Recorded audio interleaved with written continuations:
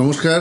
আম কিছু ক্ষেত্রে মাঝে মাঝে আমার মনে হয়, এই যে আমরা বিভিন্ন রকম আলোচনা করি স্বাস্থ্য সংক্রান্ত, তার যেমন বেশিরভাগটাই ভালো। মানে প্রত্যেকটা মানুষ তার থেকে অনেক পজিটিভ কিছু শিখতে পায়।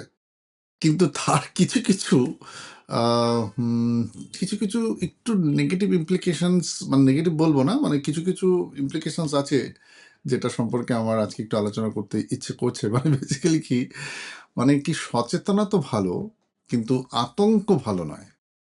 আমাদের purpose of this education of this media or এই যে যেটা আমরা করছি, সেটার উদ্দেশ্য হচ্ছে একজন সাধারণ মানুষ, যার কাছে হয়তো একজন ডক্টরের কাছে পৌঁছানো সবসময় সম্ভব নয়, বা পৌঁছানো একটু রিস্কি, তারা কি করে আম, মানে কিডনির স্বাস্থ্য ভালো রাখবেন। তো এইটা বিষয়টা কেন আমি আজকে আলোচনা করছি, কারণ জিএফআর, গ্লোমেরুলার ফিল্ট্রেশন রেট, এই ব্যাপারটা নিয়ে আমরা প্রায় বিগত 1 দশক ধরে মানুষদেরকে সচেতন করে যাচ্ছি যে ক্রিয়াটিনিন থেকে অনেক কিছু বোঝা যায় না। কিডনির স্বাস্থ্য সম্পর্কে সার্বিক জিনিসটা বুঝতে গেলে আমাদেরকে জিএফআর কে একটু অ্যানালিসিস করতে হয়। কিন্তু এই জিএফআর অ্যানালিসিসটা নিয়ে করতে গিয়ে প্রত্যেকেই এখন জিএফআর অ্যানালিসিস করছে। কি করে জিএফআরটা মাপতে হয় তার বেশ কিছু পদ্ধতিও আজকাল অনলাইন, সোশ্যাল মিডিয়া বা বিভিন্ন রকম একটু ইন্টারনেট করলে আপনি দেখতে পাবেন। এবং সেইখান থেকে এই মেজারমেন্টগুলো করার পর জিএফআর এর সামান্য তারতম্য দেখলে মানুষের মধ্যে যে সাংঘাতিক অ্যাংজাইটি শুরু হয়, আমার এটা নিয়ে একটু চিন্তা। আজকে আমি এই ব্যাপারটাকে একটু অ্যাড্রেস করবো, ঠিক আছে? বেসিক্যালি গ্লোমেরুলার ফিল্ট্রেশন রেট ব্যাপারটা কি? গ্লোমেরুলার ফিল্ট্রেশন রেট ব্যাপারটা হচ্ছে একটা ওভারঅল কিডনির ফিল্ট্রেশন ক্যাপাসিটি। আমরা নিশ্চয়ই জানি যে জিএফআর কে আমরা মেনশন করি যে ধরা যাক 90 ml per meter square of body surface area per minute. তার মানেটা হচ্ছে একজন মানুষের প্রত্যেক মিনিটে তার কিডনির যা কর্মক্ষমতা আছে সেটা হচ্ছে 1.73 মিটার স্কোয়ার সারফেস এরিয়া, যেটা একজন প্রাপ্তবয়স্ক মানুষের বডির সারফেস এরিয়া ধরা হয়। সেই সারফেস এরিয়ায় যত রকম কিডনির টক্সিন, মানে যত রকম টক্সিন প্রোডাকশন হয়, সেটাকে ফিল্টার করে বের করার ক্ষমতাটাকে জিএফআর দিয়ে মাপায়, গ্লোমেরুলার ফিল্ট্রেশন রেট বলা হয়। এখন সমস্যাটা হলো, জিএফআর কে অ্যাকিউরেটলি মাপার কিন্তু কোনো পদ্ধতি সচরাচর আমাদের কাছে নেই। আমরা একটা এস্টিমেটেড জিএফআর বলে একটা জিনিসকে অ্যানালিসিস করি। এস্টিমেটেড জিএফআর মানে কি, এটা আনুমানিক এস্টিমেশন, এটা কিন্তু অ্যাকুরেট নয়। কারণ অ্যাকুরেট জিএফআর মাপতে গেলে আমাদের ইনিউলিন ক্লিয়ারেন্স টেস্ট বলে একটা টেস্ট করতে হয়, যেটা খুব কমপ্লিকেটেড একটা ব্যাপার। এটা ডাইনামিক টেস্ট, কন্টিনিউয়াস ইলিউনিল ইনফিউশন রক্ত দিয়ে কন্টিনিউয়াস কত টেনুলিন ক্লিয়ার হচ্ছে ইউরিন থেকে সেটাকে মেপে একটা টাইম বাউন্ড সিবি/পি ফর্মুলা দিয়ে সেটাকে বার করতে হয়। That is a complex, complicated, and সর্বোপরি ইনিউলিনটা খুব মার্কেটে খুব ইজিলি অ্যাভেলেবেলও নয়। সেই জন্য শুধুমাত্র রিসার্চ পারপাসে এটা ইউজ করা হয়। তো এবার যেহেতু জিএফআরকে অ্যাকুরেটলি মাপা খুব ডিফিকাল্ট, আমরা ব্লাড সুগারকে অ্যাকুরেটলি মাপতে পারি, প্রেশারকে অ্যাকুরেটলি মাপতে পারি, কিন্তু কিডনির জিএফআর এতটাই ডাইনামিক একটা ব্যাপার, এটাকে যেহেতু অ্যাকুরেটলি মাপা যায় না, সেই কারণে আমরা বেশ কিছু ফর্মুলা, ম্যাথমেটিক্যাল অ্যালগোরিদম, সেটাও রিসার্চ করে বের করা হয়েছে। এমডিআরডি ফর্মুলা, সিকেডিপিআই ফর্মুলা, এরকম নানান ফর্মুলা দিয়ে আমরা একটা এস্টিমেট করি। কারণ একটা জিনিসকে আমরা মাপতে পারছি না অ্যাকুরেটলি। মানে ধরা যাক আমার কাছে আম, একটা বাড়ি বা একটা কোনো একটা জিনিসকে মানে মিটার বা ফুটে মাপার স্কেল নেই। যদি সেটা না থাকে তাহলে আমি কি করবো? আনুমানিক করে বলবো, হ্যাঁ এটা মনে হচ্ছে 3 হাত লম্বা হবে, 4 হাত লম্বা হবে। এবার হাত তো এক একজন এক এক রকম।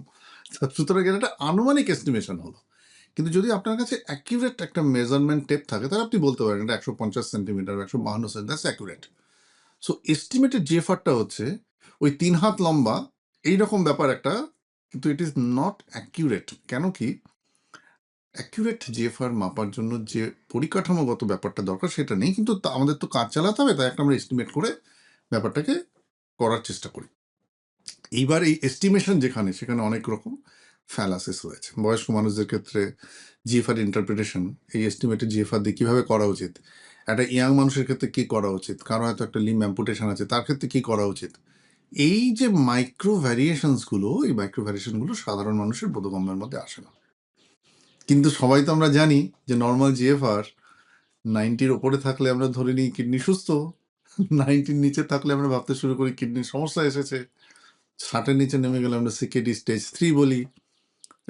সেটাই যখন মানে 30 থেকে 15 এই রেঞ্জে চলে আসে তখন আমরা বলি স্টেজ 4, আর 15-র নিচে জিএফআর চলে এলে আমরা বলি স্টেজ 5। এই স্টেজিংটা যে এস্টিমেটেড জিএফআর এর উপর ভিত্তি করে এবং তার যে micro nuances of the interpretation সেটা কিন্তু আমরা জানি না। এর ইম্প্যাক্টটা কিন্তু মারাত্মক। এই জন্য আমার মনে হয় যদি কারো জিএফআর, আমরা জানি নর্মাল জিএফআর 90-র উপরে আছে, তাতে ঠিক আছে, this is estimated GFR is more than 90, very good. এবার যদি জিএফআর আপনার কোনো একটা রেকর্ডে কম এলো, হয়তো ক্রিয়াটিন একটু বেড়েছে, বডি মাস সব কিছু নিয়ে ইন্টারপ্রিট করতে হয়, তাতে হঠাৎ করে আচমকা খুব টেন্সড হয়ে পড়বেন না। মানে দেখুন, বিশ্বাস করুন, GFR interpretation is complex. GFR interpretation করার জন্য একজন তার মানে একজন মানে কি বলবো, মানে ওয়াইজ নেফ্রোলজিস্টের কাছে আসা উচিত, যিনি এই জিএফআরটা কেন কম তার কারণটা সন্ধান করতে। এখন জিএফআর তো একটা এস্টিমেট, জিএফআর এর জন্য আমরা এজ, সেক্স, মানে তার রেস, তার বডি ওয়েট, ক্রিয়াটিন লেভেল সব কিছু নিয়ে বিচার করি। এবার ধরা যাক একটা মানুষের ওজন কমেছে এবং তার কিডনির স্বাস্থ্যের কিন্তু উন্নতি সেরকম কিছু হয়নি, কিন্তু because of the low body weight তার জিএফআর একটু কম এলো বা জিএফআরটা একটু বেটার এলো, সে আনন্দ করতে শুরু করলো, আবার কিডনি ভালো হয়ে গেছে, এটাও যেমন ভুল। আবার কারো ওয়েট গেইন হয়েছে, তার জন্য জিএফআর যদি একটু সামান্য কমে, এটাও কিন্তু কিডনির স্বাস্থ্য খারাপ হয়ে গেছে সেটাকে ইমপ্লিমেন্ট করে না। সুতরাং জিএফআর ইন্টারপ্রিটেশনটা আমার মনে হয় সাধারণ মানুষের না করাই ভালো। যদি জিএফআরটা আপনি দেখুন, আতঙ্কিত হবেন না। Bring with that report to the doctor, let a nephrologist interpret it and give you. তবে for common knowledge এটা জেনে রাখা উচিত, any GFR more than 90 is good. Any GFR less than 60 indicates there may be mild problem. Again, with right interpretation, please. আর যদি 15 নিচে আসে তাহলে একটা মনে হচ্ছে, আমাদের কাছে এরকম অনেক পেশেন্ট আছে যাদের জিএফআর ক্যালকুলেট করে বেরোয় 4-5, কিন্তু তাদের কোনো শারীরিক সমস্যা নেই, তাদের কিন্তু আমরা বিন্দুমাত্র কোনো রকম আতঙ্কিত করছি না, তাদেরকে ওষুধ দিয়ে চিকিৎসা দিয়ে দিব্যি তারা ভালো আছে। So my suggestion, do not interpret GFR on your own, is a complex thing.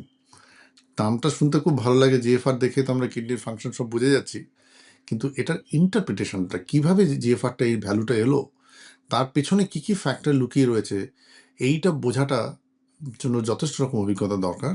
So please consult a good nephrologist before interpreting your GFR.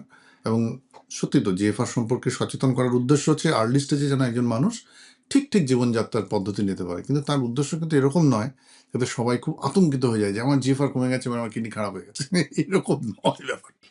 So please, if you find that your GFR is slightly lower than 90 or any critical value, consult a nephrologist. Try to understand why it has happened.